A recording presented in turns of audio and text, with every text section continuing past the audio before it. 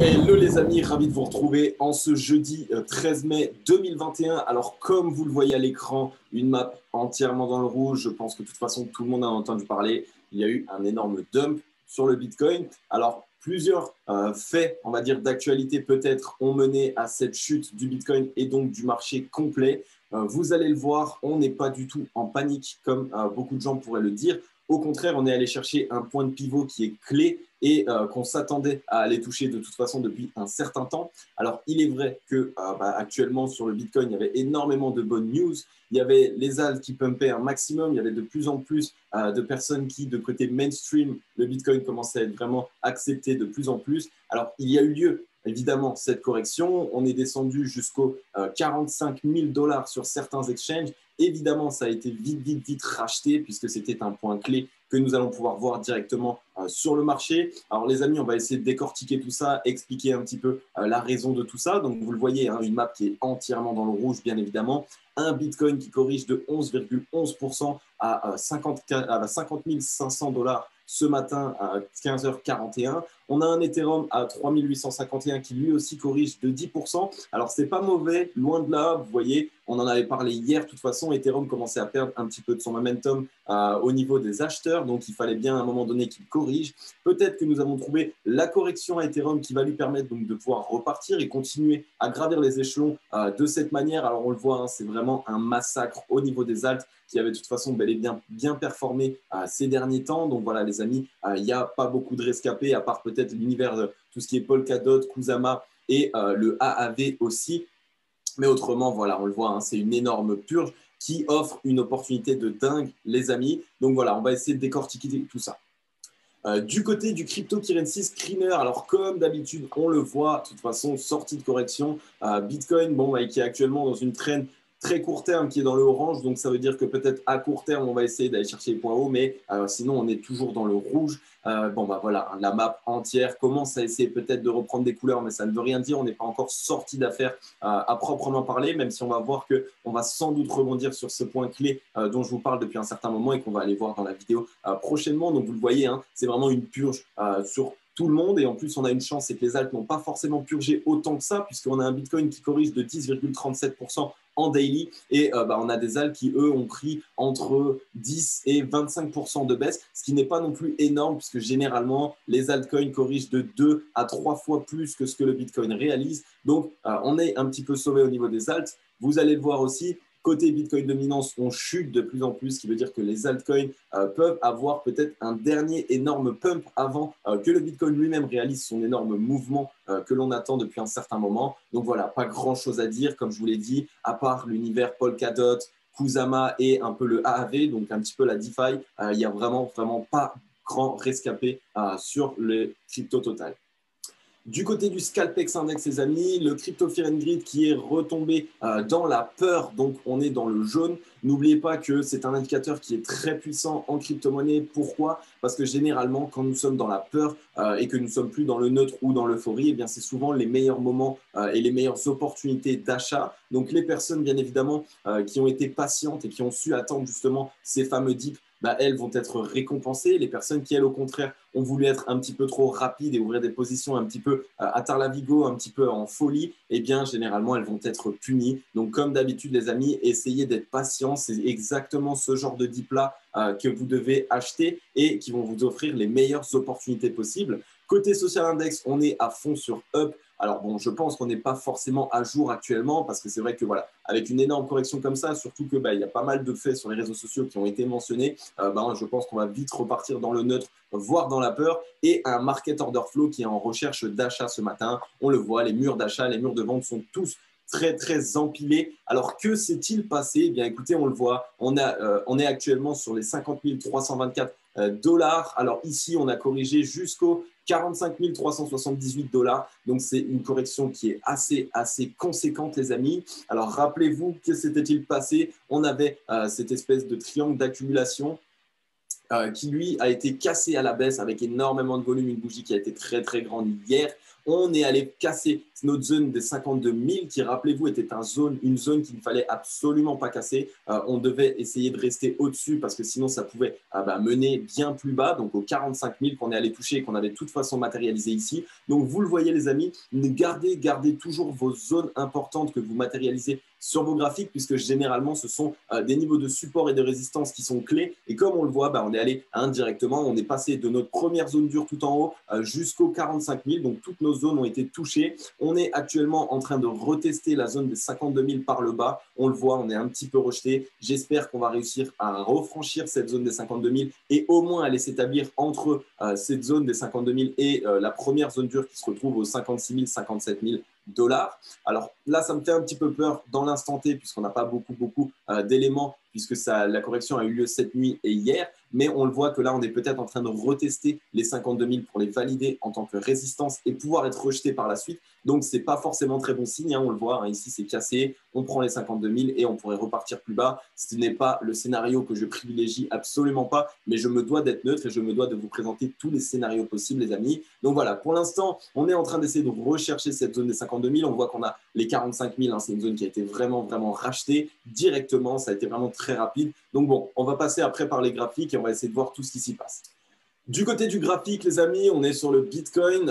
Vous voyez, hier, on était encore dans ce fameux biseau et il a été franchi et cassé à la baisse. Donc, notre target était bien évidemment l'entrée du biseau que nous avons également retesté exactement puisque comme on le voit ici, on a les deux mèches qui ont été cherchées directement. Alors bon, on a cassé notre zone des 52 000. Là, on le voit que c'est un petit peu plus propre. On a à peine retesté et on est un petit peu en train d'être rejeté. Comme je vous l'ai dit, les amis, c'est ça qui me fait peur. Imaginez que voilà, on a cassé notre biseau à la baisse. En même temps, on a cassé la zone des 52 000. On fait juste un retest pour bien valider cet ancien niveau de support qui est maintenant résistance. Donc, pour valider en tant que résistance, pour pouvoir repartir plus bas. C'est un scénario qui est envisageable. Je ne pense pas, étant donné le rachat que nous avons eu sur cette zone-là, de toute façon, c'est une zone qui est vraiment très rachetée, tout ce qui est les 45 000. Alors, vous allez voir, ce n'est pas non plus anodin que nous sommes allés sur cette zone-là directement. On a un petit peu de volume qui commence à entrer, donc peut-être que les acheteurs vont essayer de reprendre la main. Mais moi, maintenant, ce qui m'intéresse, ça ne va pas être forcément le daily, mais ça va être plutôt le weekly,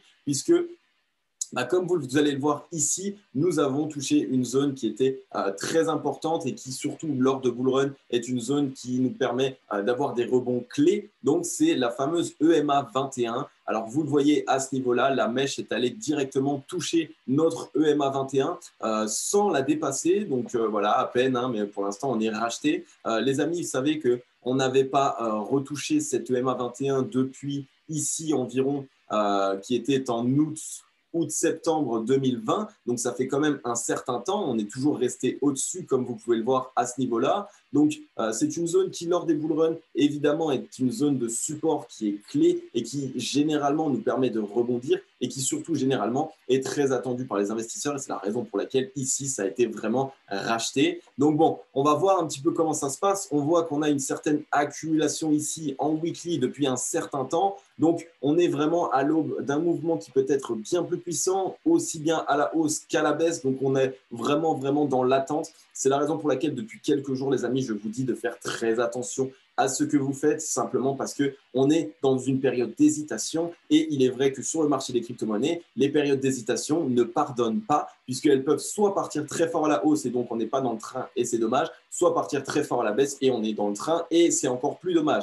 Donc, il faut faire vraiment très attention, les amis, surtout en ce moment. C'est une zone qui commence à faire peur. C'est vrai que surtout sur le marché des cryptos, qui est très volatile, très liquide et qui a souvent des grandes paniques, donc que ce soit panique sell ou au contraire des gens qui sont dans l'euphorie et qui ont vraiment envie de monter dans le train. Donc là, les amis, pour l'instant, on va essayer d'attendre et de voir ce qu'il s'y passe. C'est vraiment la meilleure des choses à faire si on veut éviter de faire des erreurs. En tout cas, on est allé toucher du coup cette fameuse EMA 21 qu'on n'avait pas retestée depuis très longtemps, à savoir que sur le bull run de 2017, nous avons touché cette EMA 21 jusqu'à 6, 7, 8 fois, me semble-t-il. Je ne sais plus, c'est entre 6 et 8 normalement. Alors que là, sur ce bull run, me semble-t-il que nous l'avons touché 2 ou 3 fois. Donc, c'est une touche qui est clé. Et de toute façon, à un moment donné, on voulait aller la retoucher, cette fameuse zone, puisque c'est généralement ce qui nous permet de bien corriger, d'annuler un petit peu toutes ces euphories qu'il y a pu y avoir, que ce soit sur les altcoins, même sur le Bitcoin lui-même.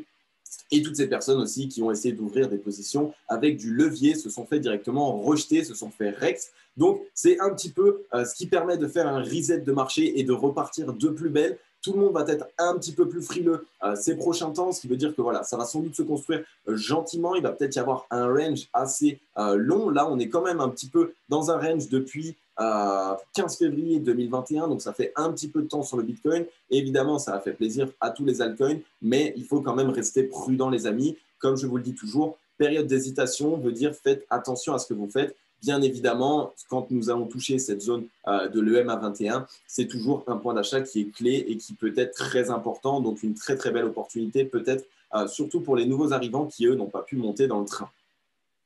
Du côté de la Bitcoin dominance, les amis, eh bien, comme vous le voyez, elle a encore chuté. Nous sommes actuellement sur les 42,72. Nous sommes allés cette nuit toucher les 34,67, excusez-moi, de Bitcoin dominance. Donc, ça chute très, très fort.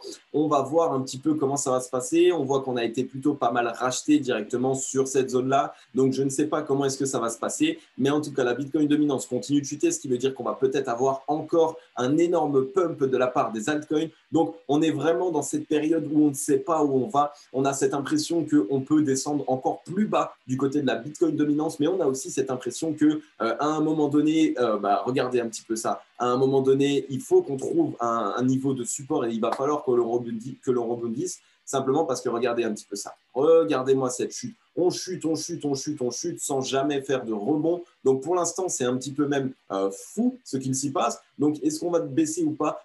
Pour l'instant, je ne peux pas le savoir, mais cet indicateur est vraiment à suivre parce qu'il va nous permettre de savoir si c'est actuellement le Bitcoin qui va essayer de nous faire un grand mouvement comme on l'attend depuis un certain temps, ou est-ce qu'il va encore laisser les altcoins, eux, se faire plaisir jusqu'à être vraiment sûr d'être stabilisé et d'avoir chopé la force nécessaire pour pouvoir aller chercher un mouvement bien plus haut.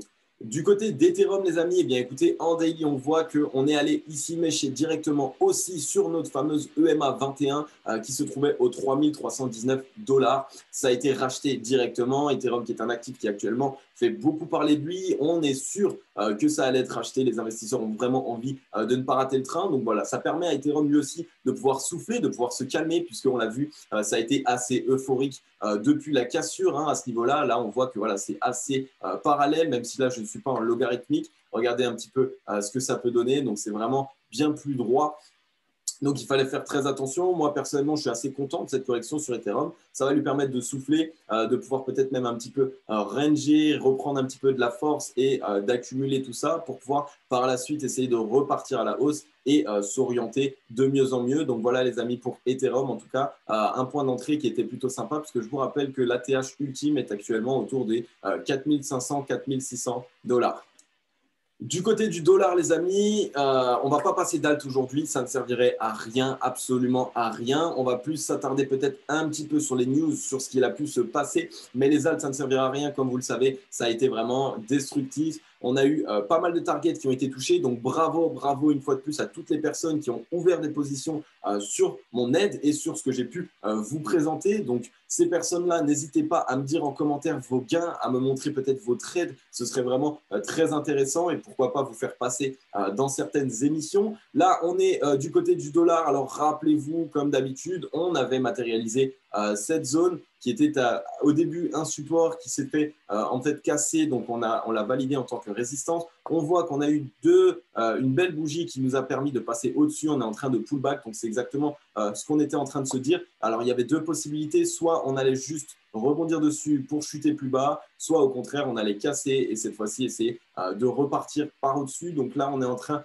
de valider, donc peut-être que le dollar va essayer de se reconstruire tranquillement, les amis. C'est un indicateur aussi à suivre comme d'habitude. Donc voilà, pour l'instant on est tous un peu dans l'hésitation, on ne sait pas ce qu'il se passe. Même le marché américain a un petit peu chuté dans les actions. Donc pour l'instant, c'est vraiment attention, on est sur le fil du rasoir et il peut y avoir un très fort mouvement aussi bien à la hausse qu'à la baisse dans les prochains temps. Donc il va vraiment falloir qu'on regarde ça tous les jours au quotidien et voir ce qu'il s'y passe.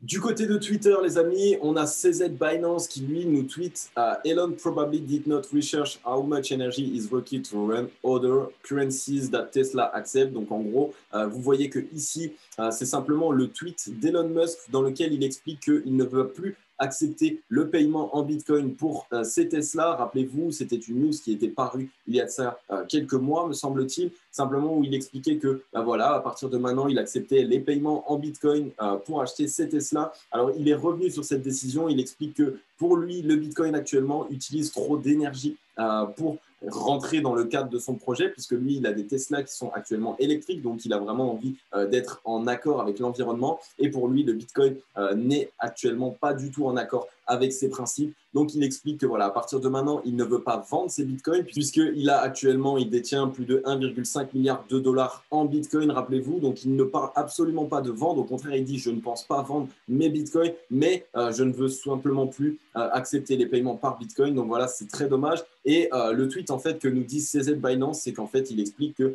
actuellement, le bitcoin, au lieu de détruire l'énergie et d'en utiliser à foison et donc de un peu exploser l'environnement, j'ai envie de dire, eh bien, écoutez, il explique que le Bitcoin, bien au contraire, permet souvent et généralement de récupérer de l'énergie perdue et de l'utiliser aussi, pourquoi pas, pour le miner avec de l'énergie renouvelable. Donc là, Elon Musk nous sort un petit peu cette excuse qui a vraiment fait paniquer. C'est vraiment cette news en particulier qui a créé ce sentiment de panique et qui a vraiment fait chuter le marché. Donc Elon Musk, c'est un petit peu une excuse selon moi. Elon Musk est une personne très intelligente. Elle connaît évidemment le fonctionnement du Bitcoin. Elle sait comment ça marche. Elle sait comment le miner. Donc de cette manière, je pense que c'est un petit peu une excuse. Peut-être même que ça a été fait exprès pour voir un petit peu quelle influence il pourrait avoir même sur le cours du Bitcoin. Et il a dû se gaver et racheter à des prix vraiment très bas. Donc les amis, je pense que c'est un point d'achat qui pourrait être vraiment très bon. Je ne suis pas en train de vous donner des conseils en investissement, mais quand le marché est dans la peur et qu'on corrige aussi vite, aussi rapidement,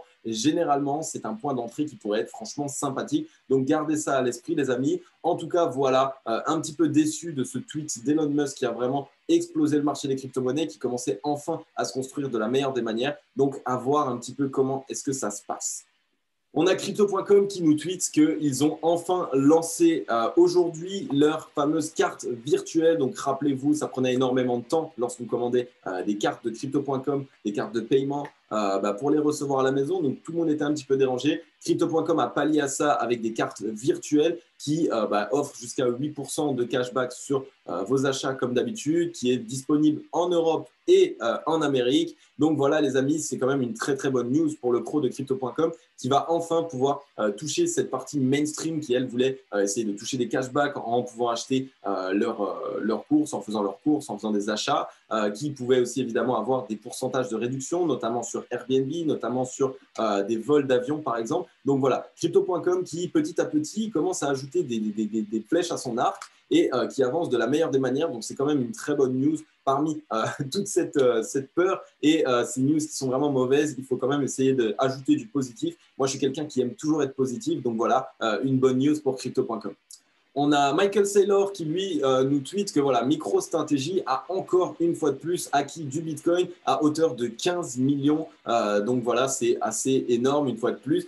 De ces entreprises comme celle-ci, qui à mon avis ont réalisé des gains assez conséquents depuis leur achat, qui commencent petit à petit à essayer de toujours additionner et à accumuler du Bitcoin, ce qui prouve la force en fait de cet actif et ce qui prouve que voilà, c'est pas un actif qu'on cherche à détenir sur du court terme juste pour la spéculation pure, mais bien au contraire qu'il a vraiment une vraie utilité et qui va permettre à des entreprises notamment de pouvoir se développer d'une autre manière, pouvoir développer et faire gonfler par exemple leur trésorerie. Et par la suite, en plus de ça, ça prouve que voilà, c'est vraiment un actif qui est désigné pour aujourd'hui essayer de lutter contre voilà, l'inflation et la déflation de nos monnaies et qui va permettre à un maximum de personnes, pourquoi pas, de pouvoir essayer de se défendre par rapport à ça, puisque aujourd'hui, à part investir ou faire en sorte de placer ces dollars ou ces euros qui sont en train de chuter en valeur dans un autre actif, eh bien écoutez, il n'y a pas de solution. Donc voilà, le Bitcoin actuellement qui commence quand même de plus en plus à prendre sa place d'actif qui est vraiment sur le long terme et que on souhaite obtenir et détenir surtout pour essayer de se protéger contre tous ces problèmes.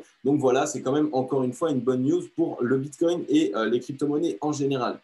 On a Vincent Gann qui, lui, nous tweet « Je pense que l'on aura un renversement vers 39%, 40%. Le pivot de 2018 sur la dominance du Bitcoin. encore 1 à 2 semaines d'altcoin season, il se demande et il nous demande. Donc, il nous propose un graphique dans lequel je pense il nous met simplement l'un à côté de l'autre. Voilà la Bitcoin dominance en 2017 et la Bitcoin dominance actuelle. On est actuellement autour des 42,10 de Bitcoin dominance et le point de renversement en 2017 qui lui se trouvait autour de 39,12. Donc, entre 39 et 40% se trouve la vérité selon Vincent Gann et selon les graphiques qu'il nous présente. Donc, pourquoi pas, comme je vous l'ai expliqué, actuellement, on est vraiment dans cette indécision. Est-ce qu'on va encore chuter en termes de Bitcoin dominance ou est-ce qu'au contraire, on va enfin pouvoir se reprendre et permettre au Bitcoin, lui, de réaliser son mouvement, puisqu'on l'a vu, il est quand même en train de ranger depuis environ le 12 février 2021. Donc voilà, les amis, vraiment à surveiller de très près.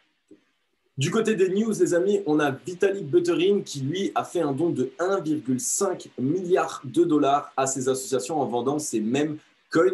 Alors, pour savoir, si vous ne savez pas, Vitalik Buterin, qui est-ce? Eh bien, écoutez, c'est simplement le créateur du projet Ethereum. C'est lui qui est derrière tout ça. Donc, c'est un grand homme derrière une grande structure. Donc, c'est voilà, c'est un riche milliardaire qui, lui, a vraiment fait un don de 1,5 milliard de dollars à des associations indiennes. Donc, il le dit ici, en vendant d'importantes quantités des mêmes coins. Donc, ça, c'est tout ce qui est Shiba, c'est tout ce qui est Dogecoin, tout ce qui est peut-être SafeMoon aussi, tous ces projets qui n'ont actuellement aucun fondamental derrière et qui pump quand même. Eh bien, écoutez, il l'a revendu pour en faire un don. Donc, il a dit, voilà, il détenait jusqu'à énormément de meme coins et il a dit que voilà, il a fait un don de 1,5 milliard de dollars à plusieurs organisations à but non lucratif, donc bien évidemment des associations. Il s'agit de l'un des plus grands efforts philanthropiques individuels jamais entrepris. Donc, un grand bravo à Vitalik Buterin qui, lui, a voulu, voilà, faire un énorme don parce que lui avait reçu justement ces fameux meme coins dont il n'en voulait pas absolument et qui n'avaient aucune valeur à ses yeux. Donc voilà, il a préféré le faire un don. C'est aujourd'hui l'une des personnes qui a fait un don personnel les plus importants, me semble-t-il, de tout le temps. On n'a jamais entendu en fait un don aussi grand pratiquement. Donc voilà, un grand bravo à lui, c'est vraiment génial. Et comme vous le voyez, les crypto-monnaies, même si on est dans l'euphorie et qu'il y a certains coins qui explosent alors qu'ils ne devraient pas, peuvent permettre à des personnes de pouvoir voilà, sauver et aider surtout des personnes qui, elles, sont dans le besoin. On a la plateforme Just Mining qui obtient l'enregistrement PSAN auprès de l'AMF après plus de 10 mois de lutte pour essayer d'obtenir enfin leur vérification auprès de l'AMF. Just Mining ont réussi à obtenir donc le fameux PSAN. Donc voilà, je pense que Owen doit être vraiment très content. Ça fait pas mal de temps qu'il essaye de lutter et d'avoir enfin cet enregistrement. Donc un grand bravo à lui. La plateforme Just Mining obtient l'enregistrement de prestataires de services sur actifs numériques, donc le PSAN, délivré par l'autorité des marchés financiers, qui est l'autre que l'AMF. Cet enregistrement est obligatoire pour exercer légalement certaines activités liées aux actifs numériques sur le territoire français. C'est une étape majeure qui permettra à Just Mining d'accélérer son développement. Donc voilà, on voit que même en luttant et en essayant vraiment d'être dans les clous, c'est assez compliqué de pouvoir être accepté. Donc un grand bravo à eux d'avoir été acceptés. Je sais qu'il y a pas mal de sociétés qui, elles, sont encore dans le combat, on va dire, pour essayer d'obtenir en fait cette certification. Donc voilà, très bonne nouvelle pour Just Mining et j'espère que ça va donner énormément de force et de ferveur à d'autres sociétés qui, elles, souhaitaient se lancer et essayer de s'enregistrer pour être vraiment dans les clous sur le marché français. Donc voilà aussi, dernier tweet, Tesla suspend les paiements en Bitcoin, le réseau étant jugé comme trop polluant. C'est ce que nous avons vu sur Twitter, mais il fallait que je vous montre quand même cet article puisqu'il y a énormément de choses qui se sont passées actuellement sur le marché des crypto-monnaies en raison de cet article. Donc le constructeur automobile Tesla fait marche arrière et n'accepte plus le Bitcoin comme moyen de paiement pour ses véhicules. Dans un tweet publié par son PDG Elon Musk, l'entreprise invoque l'énorme coût environnemental du mining et du traitement des transactions. Alors n'hésitez pas à aller lire cet article simplement parce que vous allez comprendre qu'en réalité, c'est totalement faux puisque le Bitcoin aujourd'hui, il permet énormément de choses, notamment pour l'environnement. Alors, il est vrai que miner du Bitcoin, ça demande pas mal d'énergie, mais vous verrez et vous allez voir un petit peu dans cet article, et même si vous cherchez à voir un petit peu plus loin, les mineurs commencent à être vraiment et à faire preuve vraiment d'inventivité et de pouvoir essayer de trouver des moyens bien évidemment moins polluants pour produire de l'énergie et pourquoi pas utiliser de l'énergie renouvelable ou si par exemple il y a trop d'énergie qu'on utilise habituellement dans des bêtises, et bien au lieu de vouloir les utiliser par exemple sur la mise en place de lumière, de panneaux solaires, etc. Donc voilà, c'est vraiment dommage puisque en réalité, voilà, les mineurs aujourd'hui commencent à faire preuve de plus en plus d'inventivité et mettre en place de nouveaux stratagèmes pour pouvoir faire en sorte d'obtenir de l'énergie renouvelable pour pouvoir miner leur Bitcoin. Donc c'est un petit peu paradoxal puisque au début il était vraiment chaud, maintenant il revient sur sa décision, c'est vraiment dommage. On le sait, Elon Musk actuellement est vraiment en train de faire la pluie et le beau temps sur le marché des crypto-monnaies. C'est vraiment dommage, mais bon voilà, quand il y a des news comme ça, ça ne pardonne pas malheureusement.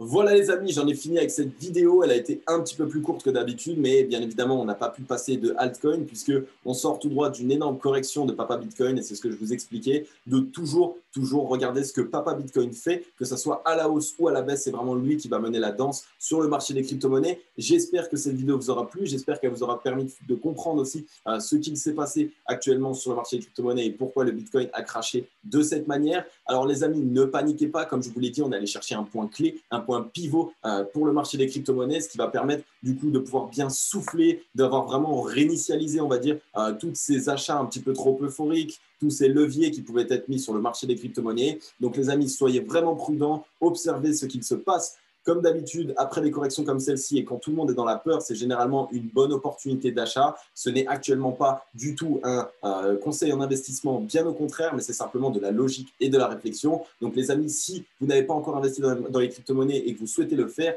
eh ben, écoutez, regardez dans la description, il y a tous mes liens par lesquels vous allez pouvoir obtenir des bonus de 10 à 50 dollars totalement gratuitement. C'est offert, donc regardez dans la description si vous souhaitez acheter des crypto-monnaies. En tout cas, j'espère vous avoir aidé un maximum. J'espère que cette vidéo vous aura plu. Si elle vous a plu, laissez un like. Mettez-moi un commentaire si vous voulez que j'analyse certains altcoins pour la prochaine vidéo. C'était Cryptologique. Passez à tous une bonne journée. Ciao, bye bye.